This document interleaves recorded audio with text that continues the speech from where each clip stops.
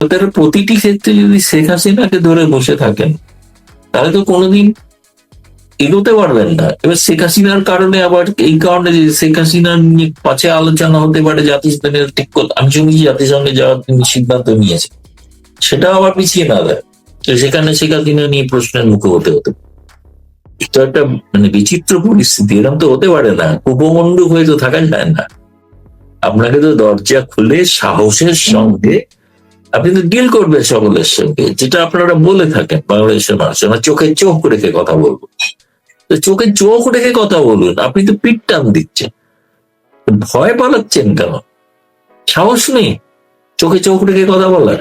আসুন না এখানে এসে বলুন, আপনি সকলের সামনে ব্রিক্সের সামনে ভারতকে দায়ী করুন, তবে তো বুঝবো আপনার সাহস।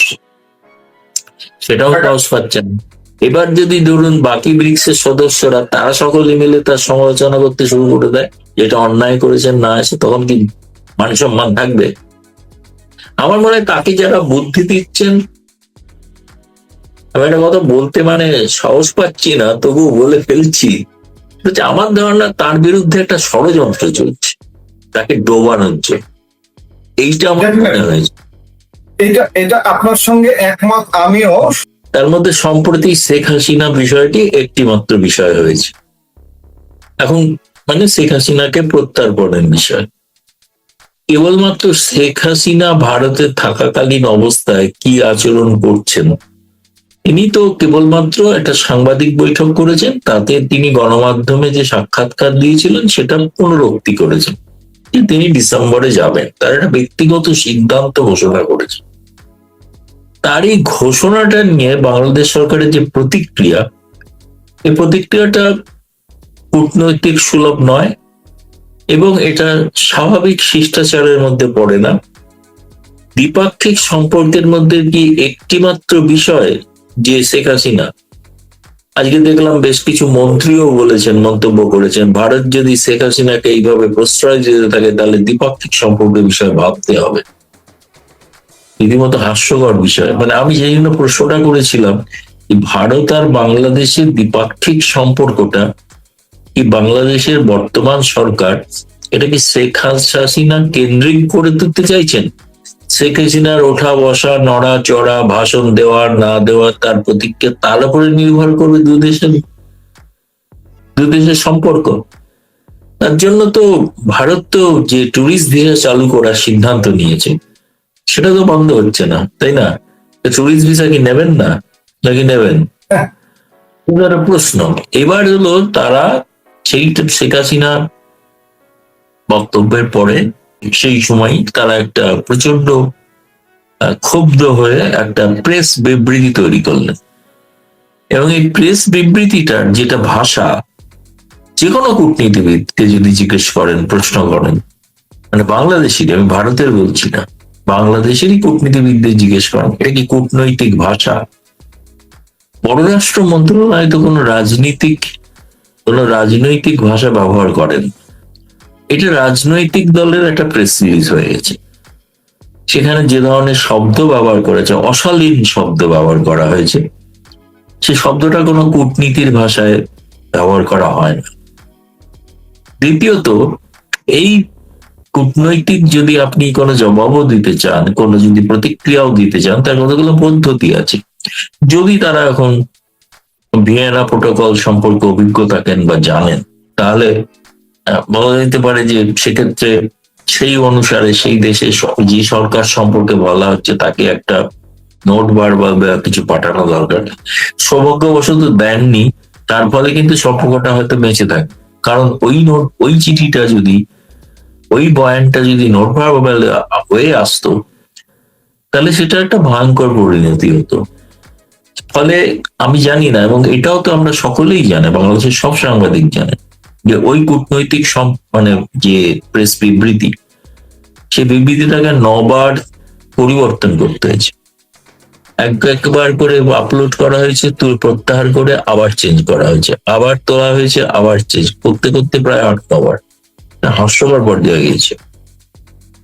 আমি বললাম তাদের তো ধারণা ছিল যে ভারতের সঙ্গে সম্পর্ক তাহলে রাখা যাবে না, কিন্তু বাংলাদেশের যে প্রয়োজন, যে ভয়াবহ যে বিদ্যুৎ সংকট, গ্যাসের সংকট, তার একটা অন্যতম বড় কারণ হচ্ছে যে ডিজেল দ্বারা যে সমস্ত মেশিন গুলো চলে, সেই ডিজেলের অভাব, এবং ডিজেল আরো বেশি প্রয়োজন আছে বাংলাদেশে। আমি বলছি যে ন্যায্য প্রয়োজনীয়তাই আছে, কিন্তু আপনি পরের দিন, যেদিন ভারতীয় হাই কমিশনার দীনেশ ত্রিবেদী আপনাদের জ্বালানি মন্ত্রীর সঙ্গে দেখা করলেন, এবং দেখা করার পর তিনি বলেছেন যে এখন বাংলাদেশের যে অবস্থা, তাতে আপনাদের যদি আমাদের আরো বাড়তি ডিজেল দেন তাহলে ভালো হয়।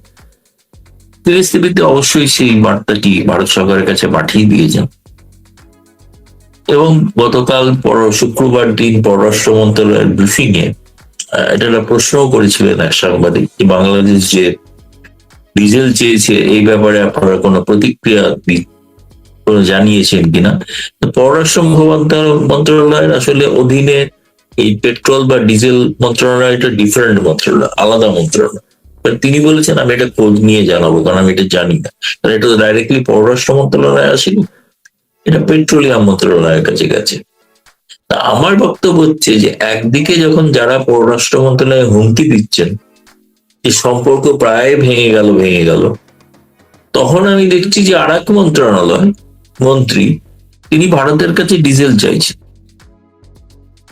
আমার কাছে এই প্রশ্ন, সম্পর্ক যদি ভেঙে যায় তাহলে তো সবই তো ভেঙে যায়, তাহলে তো ডিজেলের প্রশ্নও আসে না, বিদ্যুতের প্রশ্নও থাকে না। আপনার বিদ্যুৎ, এনার্জি এবং জ্বালানি দুটোই প্রয়োজন, এবং যে ক্ষেত্রে ভারত দিতেও পারে, দেবে না এমন কোনো কথা নয়।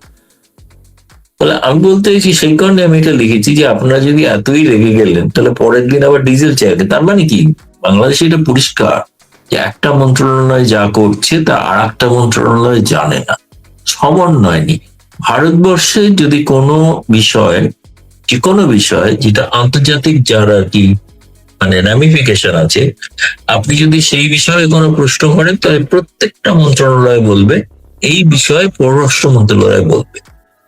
পররাষ্ট্র মন্ত্রণালয় হলো ভারত সরকারের মুখপাত্র, তারাই ভারত সরকারের সিদ্ধান্তটা জানায় বহির্বিশ্বকে। কিন্তু বাংলাদেশের কোনো বেশি সিস্টেম নেই, পুরোটাই একটা অগোছালো এলোমেলো ব্যাপার। এটা কিন্তু এইটা বলে নয়, আমি এর আগে শেখ হাসিনা আমলেও দেখেছি যে স্বাস্থ্য মন্ত্রণালয় সিদ্ধান্ত নিয়েছে যে ভ্যাকসিন আনবে চীন থেকে, অথচ পররাষ্ট্র মন্ত্রণালয় জানে না। পররাষ্ট্র মন্ত্রীকে বিনা পরামর্শ করে, এমনকি এমন অবস্থাও হয়েছিল একটা, যে চীনের সঙ্গে সামরিক অভ্যাস মহড়া করা হবে, সেটা পররাষ্ট্র মন্ত্রণালয় জানতো না। পররাষ্ট্র মন্ত্রণালয়ের ইন্টারভেনশনে সেটা বন্ধ হয়েছিল। এখন এক্ষেত্রেও আমি দেখলাম যে সেটাই প্রশ্ন রেখেছিলাম আমি যে সোশ্যাল মিডিয়াতে, যে যদি সম্পর্ক এতই খারাপ হয়, এতই রেগে যান, তাহলে পরের দিন ডিজেল চাইলেন না, নাই চাইতে পারতেন। আমি এইটাই বলতে চেয়েছিলাম। এখানে একটা জিনিস মনে হচ্ছে যে উপরে আমরা কড়া বিবৃতি দেখছি, রাগ হচ্ছে, ভারতকে একদম সেভাবে বিরোধিতা করছে, এটি কেন যেন মনে হচ্ছে যে নাটকীয়তা কিনা, তলে তলে কি যোগাযোগ হচ্ছে? এটি কি বাংলাদেশের বিশেষ কোনো চরমপন্থী গোষ্ঠীকে দেখানোর জন্য, জামায়াত বা এনসিপি, যে ভারতের সাথে আমাদের সম্পর্ক নেই, ভারত বিরোধিতার মধ্যে আমরা আছি, এমন কিছু কি হচ্ছে? মাঝে মাঝে কিন্তু এমনটা মনে হচ্ছে। আপনি কি বলেন?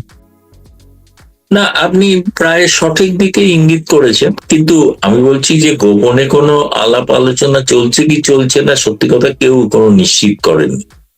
আমি খোঁজ নিচ্ছিলাম কিন্তু আসলে কি, মানে এই যে ওপরে ওপরে যে ক্রোধ, উষ্মা, ক্ষোভ দেখানো, এটি নাটক কিনা, আসলে হয়তো কোনো একটা আছে। কিন্তু এটা এই কারণেই হয়তো বাংলাদেশের যে রাজনৈতিক বাস্তবতা, তাতে সেখানে তারেক রহমান সরকারকেও নির্ভর করতে হচ্ছে, বা তাদের যে জামায়াত এবং সেই ধরনের যে উগ্রপন্থী শক্তি, তাদেরও কিছু অনেকটা চাপে তারা রয়েছে, এবং তারা যে পূর্বের শেখ হাসিনা সরকারের থেকে পৃথক, ভিন্ন এই আচরণ করবেন, সেটা তাদের বারবার প্রমাণ দিতে হচ্ছে।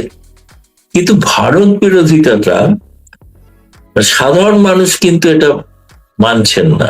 আপনি বলবেন কেন, কি করে বুঝলেন সাধারণ মানুষ ভারত বিরোধী নয়? যেদিন ট্যুরিস্ট ভিসা ঘোষণা করা হলো, একদিনের মধ্যে 1.5 লাখ মানুষ আবেদন করলেন ভারতে আসার জন্য। আমি বলছি না যে এটা ভারতের জয় বা কিছু, আমি বলছি যে সেই মানুষগুলো তাদের নিত্য প্রয়োজনীয় জিনিস যেগুলোর জন্য তারা ভারতে আসতে চান সহজে, সস্তায়, যেটা অন্য কোনো দেশে সম্ভব না যাওয়া।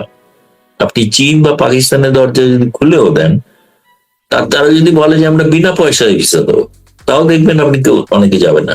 তার কারণ হচ্ছে সেখানে যাওয়ার যে খরচ, সেখানে গিয়ে থাকার যে খরচ এবং তাদের যে সুবিধা যাদের পাওয়ার কথা সেগুলোতে না। কারণ বাঙালির যে চাহিদা, বাঙালির যে ভরণ পোষণ, তার পোশাক আশাক, তার খাদ্যাভ্যাস, সবটাই ভারতের পশ্চিমবঙ্গের সঙ্গে অনেকটা মেলে না। ফলে তাদের তো স্বাভাবিক গন্তব্যস্থল হবে হয় পশ্চিমবঙ্গ অথবা ত্রিপুরা, বা যেখানে বাঙালি বেশি আছেন। ফলে এইটাই একমাত্র প্রমাণ যে 1.5 লক্ষ প্রথম দিনই আবেদন করে বুঝি। তার আগে কিন্তু ঘোষণা করা হয়েছিল ওই জঙ্গি গোষ্ঠী বা চরমপন্থী গোষ্ঠী যে ভারতের ভিসা যেন কেউ না নেন। তো সেই নির্দেশ উপেক্ষা করে যে দীর্ঘ লাইনের ছবি যমুনা ফিউচার পার্কে দেখা গেছে, সেটা প্রমাণ করে যে এটা ভারত বিরোধিতাটা সাধারণ মানুষ করেন, এটা কিছু মানুষ তারা রাজনৈতিক উদ্দেশ্যে করেন, তাদের নিজস্ব সোজা কথায় রাজনীতির দোকান চালানোর জন্য করে। সেই দোকান চালানোর জন্য তাদের অর্থ সংস্থান করেন কেউ, সেই কারণে তারা করেন। মানে আমি বলছি যে সেইটাই কারণে যে আমার মনে হয় না যে এটাতে কোনো দ্বিপাক্ষিক সম্পর্কের কোনো অসুবিধা হওয়া উচিত এই কারণেই আরো নয়। দেখুন, আমার তো মনে হয় যে ভারতের থেকে যে বাংলাদেশকে যে আমন্ত্রণ জানানো হয়েছে ব্রিক্স শিখর সম্মেলনে, সেই সুযোগটা নেওয়া উচিত বাংলাদেশে। এবং আপনি বলবেন হয়তো কেন, আমি বলছি যে দেখুন, প্রধানমন্ত্রী নরেন্দ্র মোদী সর্বপ্রথম সপরিবারে তারেক রহমানকে ভারতে আমন্ত্রণ জানিয়েছিলেন দ্বিপাক্ষিক সফরের জন্য, এবং তিনি হচ্ছেন সর্বপ্রথম বিশ্বের নেতা যিনি তারেক রহমানকে শুভেচ্ছা জানান এবং তাকে আমন্ত্রণ জানান। সে আমন্ত্রণের আমি জানি না, আমি শুনেছি বা এখন পর্যন্ত তার স্বীকৃতি পর্যন্ত তারা দেন। দ্বিতীয় আমন্ত্রণ কি, তাতে যখন এলেন না তখন আরেকটা সুযোগ ভারত সরকার চাইছিলেন তারেক রহমানের সঙ্গে কথা বলতে বা কাজ করতে। সেটা হলো যেহেতু ব্রিক্স এর এবার সভাপতি ভারত, সেই হিসেবে ব্রিক্স এর সভাপতি হিসেবে 11টা দেশের রাষ্ট্রের সভাপতি তিনি আমন্ত্রণ জানালেন বিমস্টেকের সভাপতি বাংলাদেশকে। বাংলাদেশের তারেক রহমান যিনি প্রধানমন্ত্রী হবেন তিনি সভাপতি। আচ্ছা, তিনি কিন্তু বাংলাদেশের প্রধানমন্ত্রী নন, তিনি বিমস্টেকের যে 7টা রাষ্ট্র আছে যার মধ্যে ভারতও আছে তারও তিনি কিন্তু নেতা। ভারত, বিমস্টেক মানে ভারত, মানে ভুটান, ভারত, মায়ানমার, থাইল্যান্ড, শ্রীলঙ্কা, এই দেশগুলোর সভাপতি তিনি। তিনি ভারত, এখানে শেখ হাসিনা প্রশ্ন আসছে কি করে? শেখ হাসিনা তো কোনোভাবেই বিমস্টেক বা ব্রিক্স কোনোটার সঙ্গে জড়িত নয়, সেটা তো ভারত বাংলাদেশের একটা দ্বিপাক্ষিক বিষয়, সেটা দ্বিপাক্ষিক বৈঠক যখন হবে তখন কথা বলবে। কিন্তু ব্রিক্স এর শিখর সম্মেলনে বিমস্টেক হিসেবে সভাপতি হিসেবে তিনি যদি না আসেন, তাহলে তিনি শুধু বাংলাদেশের কথা নয় বাদই দিলাম, তাহলে বাকি 6টা রাষ্ট্রকে কিন্তু অপমান করছে। তিনি বিমস্টেকের সভাপতিত্ব পৌরোহিত্য করার তাহলে যোগ্যতা আছে কিনা, এই বিষয়ে প্রশ্ন উঠতে পারে ভবিষ্যতে ব্রিক্স এর সঙ্গে তার যেখানে 11টা রাষ্ট্রের সম্পর্ক, সেই 11টা রাষ্ট্রের মধ্যে তাদের একটা সমস্যা হতে পারে। আর একটা তারা অজুহাত দেখাচ্ছেন শেখ হাসিনা। আপনাকে আরেকটা কথা বলি, যেটা অন্য জায়গায় এখনো বলা হয়নি, আলোচনা হয়নি, চর্চা হয়নি, সেটা হচ্ছে ব্রিক্স এর যে 11 জন সদস্য তার মধ্যে আছে ইরান। ইরানের রাষ্ট্রপতি আসবেন এবং এই মুহূর্তে বাংলাদেশ, সৌদি আরব, টার্কি সহ তাদের সঙ্গে একটা সামরিক জোট করছেন, যেটাতে ইরান কিন্তু হুমকি দিয়েছে। ফলে ইরান যেখানে উপস্থিত, সেখানে বাংলাদেশের প্রধানমন্ত্রী তারেক রহমান আসবেন, সেটাকে ধামাচাপা দেওয়ার জন্য একটা অযথা শেখ হাসিনা অজুহাত তৈরি করেছে। কিন্তু এটাই বলছি, এটা কিন্তু খুবই আমি বলবো যে জাঁতাকলে পড়ে গেছে। কারণ এটাতে ভবিষ্যতে বাংলাদেশের কূটনৈতিক তার যে পথ, সেই পথে কিন্তু বহু প্রতিবন্ধকতা তৈরি হবে। তিনি কিন্তু আদতে ক্ষতি করবেন বাংলাদেশের জনতার। ভারতের কোনো ক্ষতি হওয়ার কিছু নেই, ভারত পৌরোহিত্য করছে, G20 পৌরোহিত্য করেছে, এখন এটার পৌরোহিত্য আগস্ট মাসের শেষে তো সাংহাই কোঅপারেশনের শীর্ষ বৈঠক হচ্ছে, সেখানে ভারত যাবেন। এবং ভবিষ্যতে হয়তো সিওর কোনো একদিন বৈঠকে পৌরোহিত্য করবে ভারত, সেখানে তো অনেকেরই আসার কথা। এবং আর একটা বড় বিষয় যেটা বলে এই পর্যায়ে শেষ করি, সেটা হচ্ছে বিমস্টেকের আগামী বছরে কিন্তু শিখর সম্মেলন। সেই শিখর সম্মেলনে কিন্তু ভুটান, মায়ানমার থেকে শুরু করে থাইল্যান্ড, শ্রীলঙ্কা এবং ভারত, তাদের প্রত্যেকের যাওয়ার কথা। ফলে বিমস্টেকের সভাপতি হিসেবে তিনি কিন্তু বিমস্টেকের সদস্য রাষ্ট্র হিসেবে তাদের আমন্ত্রণ জানাবেন। তাহলে তারা কি বিমস্টেকের শিখর সম্মেলন করবেন না? আমি জানি যদি করেন, যদি আমন্ত্রণ জানান, আমাদের ভারতের প্রধানমন্ত্রী এই বোকামিটা করবেন, তিনি যাবেন। সেটাকে দ্বিপাক্ষিক কোনো ইস্যুর কারণে তিনি যাবেন না তা কিন্তু নয়, কারণ এটা আন্তর্জাতিক মঞ্চ এবং বহু রাষ্ট্রীয় মঞ্চ। আমরা যে মুহূর্তে কথা বলছি আজকে আজকে 9 তারিখ, আগামীকাল 10 তারিখ বাংলাদেশের প্রধানমন্ত্রীর সঙ্গে ভারতীয় হাই কমিশনারের সাক্ষাৎ হবার কথা। তো ব্রিক্স সম্মেলনে যাবার একটা অগ্রগতি হিসেবে কি আমরা দেখতে পারি কি বিষয় প্রথম সাক্ষাৎ হবে আগামীকালকে, সেটি আমরা জানতে পারছি।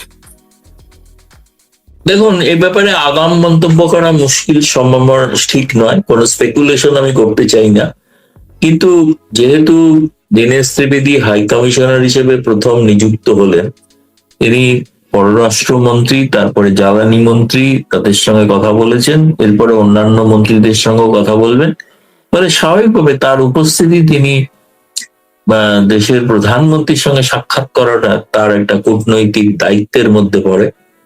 এবং এই অ্যাপয়েন্টমেন্টটা আমি বলবো যে তিনিই চেয়েছেন, এরকম নয়। কেউ কেউ প্রচার করছেন গণমাধ্যমে, দেখলাম তারেক রহমান তাকে দেখা করতে চেয়েছেন। এটা হয় না, প্রধানমন্ত্রীর সঙ্গে সাক্ষাৎ স্বাভাবিক হাই কমিশনার করতে চাইবে, সেটার সুযোগ তিনি পেয়েছেন। ফলে এখানে দ্বিপাক্ষিক যাবতীয় বিষয়ের মধ্যে কিভাবে সম্পর্ক আগে নিয়ে যাওয়া যায়, গঙ্গা পানি চুক্তির আগামী দিনের বৈঠক কত দ্রুত করা যায়, এবং সেটা সব থেকে বড়।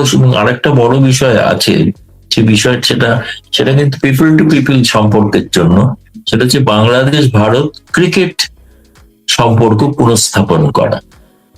কিন্তু সে ব্যাপারে ভারত সরকারের সিদ্ধান্ত হলো তারেক রহমানকে ভারতে একবার এলেই সমস্ত যাবতীয় বিষয় সমস্তগুলো স্থির হয়ে যাবে। সেটা কালকে দীনেশ ত্রিবেদীর বৈঠকে সব স্থির হয়ে যাবে এমন নয়, কিন্তু এই ইঙ্গিতটা পাওয়া যাবে যে তারেক রহমান আসছেন কি আসছেন না। দ্বিতীয়ত, আমি এটাও জানি যে, যেটা বললাম, আগামী বছরের যে ব্রিক্সের সম্মেলন, এই বিমস্টেকের সম্মেলন, তার আগে ভারতের পররাষ্ট্র সচিব বিভিন্ন প্রতিবেশী রাষ্ট্রে তিনি সফর শুরু করেছেন, এবং তিনিও কিন্তু তারেক রহমান বাংলাদেশে যেতে পারেন খুবই শীঘ্রই। এবং যদি তারেক রহমানের সফর বাংলাদেশ ভারতে চূড়ান্ত হয়, তাহলে নিশ্চিতভাবে বিক্রম মিস্ত্রি যাবেন এবং তাকে ব্রিক্সের আনুষঙ্গিক যাবতীয় বিষয় তাকে অবহিত করবেন। ফলে এখনো আমি বলছি যে, ইংরেজিতে বলা ভালো যে কিপিং মাই ফিঙ্গার ক্রসড, মানে আমি এখনো পুরোপুরি খোলাখুলি বলতে পারছি না। কিন্তু এটা একটা, প্রথম কথা আমি বলবো যে প্রধানমন্ত্রী তারেক রহমানের পক্ষ থেকে এটা একটা কূটনৈতিক শিষ্টাচার দেখিয়েছেন তিনি, যে হাই কমিশনারকে আমন্ত্রণ জানিয়েছেন বৈঠকের জন্য। কালকে বৈঠক, সোমবারের বৈঠক দেখা যাক। আশা করি সবটা ভালোই হবে। আর আমরা তো ভালোর জন্যই আশা করি, আমরা তো সবকিছু নেগেটিভ কেন আশা করবো? বিবৃতিতে যেটা বলা হয়েছিল ভারত সরকারের সঙ্গে সম্পর্ক নিয়ে, কিন্তু এই সিদ্ধান্তটা কিন্তু যেদিন বিবৃতি হয়েছে, সিদ্ধান্তটা কিন্তু সেদিন কিন্তু জেনেছেন হাই কমিশনার, যে তাকে আমন্ত্রণ জানিয়েছেন প্রধানমন্ত্রী, তার সঙ্গে সাক্ষাৎ করতে চেয়েছেন। তার মানে পররাষ্ট্র মন্ত্রণালয়ের যে বিবৃতি, তার সঙ্গে জ্বালানি মন্ত্রীর বৈঠক এবং প্রধানমন্ত্রীর বৈঠকের কোনোই সম্পর্ক নেই, সেটা স্পষ্ট বোঝা যাচ্ছে। তাহলে এটিকে কি আপনি সমন্বয়হীনতা বলছেন? মন্ত্রণালয়ের মধ্যে একটা সমন্বয়হীনতা আছে। আর একটা বড় অসুবিধা হয়েছে সেটা হচ্ছে, যেহেতু পররাষ্ট্রমন্ত্রী নিজে সবসময় দেশে থাকতে পারছেন না, তিনি একটি বড় গুরুতর দায়িত্ব নিয়েছেন, যে কারণে খুব জুনিয়র স্তরের অফিসাররা, জুনিয়র স্তরের কূটনীতিবিদরা তারা দায়িত্ব সামলাচ্ছেন। তাদের ক্ষেত্রে অনেক কিছু কূটনীতির ভাষা বোঝা সম্ভব নাও হতে পারে, অনেকটা বেশি রাজনৈতিক চাপে তারা অনেক কিছু করছেন এরকম একটা মনে হচ্ছে। নাহলে এই পররাষ্ট্রমন্ত্রীর বিবৃতিতে এই ধরনের ভাষা, অশালীন ভাষা, এটা অশালীন বলছি আমি, অশালীন ভাষা ব্যবহার করা হয় না। আর তার নিজেরই বাংলাদেশ মানে একটা রাষ্ট্র, তাতে প্রধানমন্ত্রী যেই থাকুন, কিন্তু পূর্বতন প্রধানমন্ত্রীর আচরণকে নিন্দা করে একটা বিবৃতি দিচ্ছেন ভারত সরকারকে। হাস্যকর। মানে কূটনীতির বেসিক নিয়ম তো জানেন না, কারেন্ট সেটমেন্ট কিছু করছেন, তাই তো এটা বোঝা উচিত, তাই না? তারেক রহমান ভারত সফরে যাচ্ছেন, আমরা যেটি শুনতে পাচ্ছি যে ভেতরে ভেতর প্রস্তুতি চলছে, উপরে উপরে নাটক চলছে। আমাদের বাংলাদেশে এই মুহূর্তে একটা অন্তর্ভুক্তিমূলক রাজনীতির বহুল আলাপ, শুধু বাংলাদেশে না, এর সঙ্গে কূটনীতিও জড়িয়ে গেছে। এগুলো কি ভেতরে ভেতরে কোনো আয়োজন হচ্ছে? আপনি কি কোনো আয়োজনের কোনো সাড়া শব্দ পাচ্ছেন দিল্লি থেকে? না, সারা শব্দ পাচ্ছি মানে যেটুকু শুনেছি, পররাষ্ট্র মন্ত্রণালয়ের মধ্যে একটা বৈঠকও হয়ে গিয়েছিল, এবং সেই বৈঠকে কিন্তু মানে ব্রিক্স এর জন্য প্রস্তুতি নিতে বলা হয়েছিল, এবং সে অনুযায়ী তারা প্রস্তুতিও নিচ্ছেন। কিন্তু আর একটা ঘটনা খুবই ইম্পর্টেন্ট বলে আমার মনে হয়, এই যে বাংলাদেশ বর্তমানে যে জ্বালানি এনার্জি সংকটে পড়েছেন, আমি শুনছি যে সেই আমেরিকার যিনি রাষ্ট্রদূত ছিলেন ডেমোক্র্যাটদের সময়, সেই পিটার পিটার হাস, হাস। তিনি নাকি এসে পৌঁছাচ্ছেন ঢাকায়। তার একটা কোনো পরিকল্পনা আছে এনার্জি বিষয়ে। এক, দুই হচ্ছে মার্কিন এবং একটা বিজনেস কাউন্সিল যেটা আসার কথা, সার্জিয়াই গোর বলে এসেছিলেন তারেক রহমানকে, সেই দলটিও সম্ভবত কাল পৌঁছাচ্ছে। ফলে বেশ আমেরিকার উপস্থিতিটা বাংলাদেশে খুবই প্রবলভাবে চোখে পড়বে কাল থেকে। এবং তার সেই অবস্থায় দীনেশ ত্রিবেদীর সঙ্গে, যদিও দীনেশ ত্রিবেদী ব্যক্তিগতভাবে সার্জিয়াই গৌড়ের খুব ঘনিষ্ঠ বন্ধু, তার জন্য সার্জিয়াই গৌড় বাংলাদেশের কোন রাজনৈতিক নেতার সঙ্গে দেখা না করে তিনি দীনেশ ত্রিবেদীর সঙ্গে বৈঠক করেছেন দীর্ঘ সময়, তাই না? তো সেটাও একটা তাৎপর্যপূর্ণ ঘটনা, কূটনৈতিক দিক থেকে খুবই তাৎপর্যপূর্ণ ঘটনা। ফলে আগামী দিনে বেশ অনেক চমকপ্রদ ঘটনার জন্য বাংলাদেশের দিকে আমাদের তাকিয়ে থাকতে হবে, এবং আপনারা অনেক নতুন নতুন চটকদার খবরের সংবাদ পাবেন বলে মনে হচ্ছে। তারেক রহমান যদি দিল্লিতে না যান, তাহলে আমরা যে ইনক্লুসিভ পলিটিক্স কূটনৈতিক ভাবে শুনছি, দেশীয় ভাবে শুনছি, এগুলো কি সব ব্যস্ত যাবে? যদি না আসেন মানে তাহলে বুঝতে হবে তিনি ভয় পেয়েছেন, তিনি ভীত। তাছাড়া তিনি তো 17 বছরের ওপর বিদেশে ছিলেন, তিনি তো কূটনীতি করেননি কোনোদিন, রাজনীতি সরাসরি দেশের রাজনীতি করেননি, বিদেশ থেকে রাজনীতি পরিচালনা করেছেন, তাই না? ফলে তার কাছে গোটা বিষয়টা নতুন। একটা দেশ চালনা করা, রাষ্ট্র পরিচালনা করা, সেটা ডোমেস্টিক পলিটিক্সে হ্যান্ডেল করা যায়, কিন্তু ডোমেস্টিক পলিটিক্স মানে বিয়ন্ড বর্ডার, অন্য জায়গায় সেটা করা এবং তার সঙ্গে আন্তর্জাতিক ক্ষেত্রে একটা বিষয় তৈরি করা, সে বিষয়টা কিন্তু খুবই মানে একটা দক্ষ রাষ্ট্রনেতার পরিচয় দেয়, সেটা করাটা। তাহলে আপনি যেটা বলছেন যে সেটা হচ্ছে তিনি যদি না আসে, তাহলে প্রথমত তিনি ব্রিক্স চেয়ারকে অপমান করবেন, দ্বিতীয়ত বলে ভবিষ্যতে ব্রিক্সের আমন্ত্রণ আর পাবেন কিনা সন্দেহ থাকবে, তৃতীয়ত তিনি ব্রিক্সের অন্য রাষ্ট্রগুলোর প্রতিও অসম্মানজনক ব্যবহার করবেন।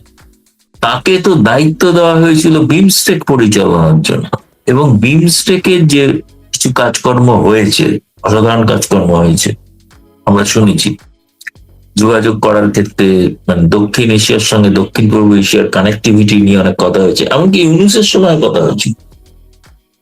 তো সেই বিষয়টা তো তিনি যদি একদম এই একটা শেখ হাসিনা এটাকে কেন্দ্র করে যদি সমস্ত সিদ্ধান্ত নেয়, তাহলে শেখ হাসিনা তো অন্তত আগামী ডিসেম্বর পর্যন্ত তো আছেনই ভারতে, না?